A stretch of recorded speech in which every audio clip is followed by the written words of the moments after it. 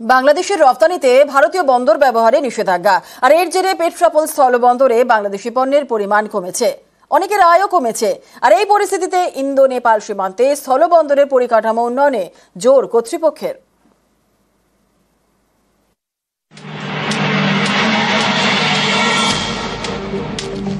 বাংলাদেশের ট্রান্সশিপমেন্ট বাতিল করেছে ভারত সরকার। তৃতীয় দেশের সঙ্গে বাণিজ্যে ভারতের ভূমি ব্যবহার করতে পারবে না বাংলাদেশ, অর্থাৎ ভারত ছাড়া অন্য দেশের রফতানির ক্ষেত্রে ভারতীয় বন্দর ব্যবহার করতে পারবে না বাংলাদেশ। সম্প্রতি এই নির্দেশিকা জারি করেছে ভারত সরকার। এর জেরে বিপুল ক্ষতির মুখে বাংলাদেশের রপ্তানি বাণিজ্য। বাংলাদেশ থেকে কোনো কমোডিটি, বিশেষ করে গার্মেন্টস, যেটা ইউরোপিয়ান কান্ট্রিতে ব্যাপক গ্রহণযোগ্য ওদের কাছে, তারা আমাদের এখান থেকে মালটা তারা বাংলাদেশ থেকে আমাদের কাছে দিত, এখানে এসে কার্গো ট্রান্সশিপমেন্ট হয়ে যেত।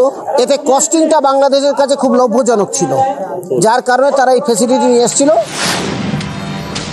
2020-তে বাংলাদেশকে ট্রান্সশিপমেন্ট দেয় ভারত সরকার।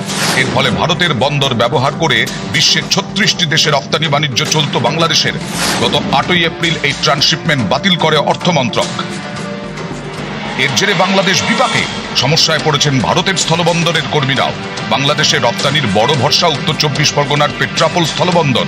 ট্রান্সশিপমেন্ট বাতিলে এখানকার কর্মীদের কাজ কমেছে, আয়ও কমেছে। এখানকার লোডিং আনলোডিং এর যারা যুক্ত ছিল ট্রাক টু ট্রাক, তারা কাজটা হারালো। যত কার্গো আমরা ইম্পোর্ট করি তার মধ্যে 30% কাছাকাছি এই কার্গো ছিল। প্রায় 25 থেকে 30% কাজ আমরা এই পোর্ট দিয়ে হারালাম। পলিসি এসছে যে এখন আপাতত বন্ধকেই মানছি আমরা। শুধু পেট্রাপোল নয়, শিলিগুড়ির পানি ট্যাঙ্কি স্থলবন্দরও রপ্তানিতে ব্যবহার করত বাংলাদেশ।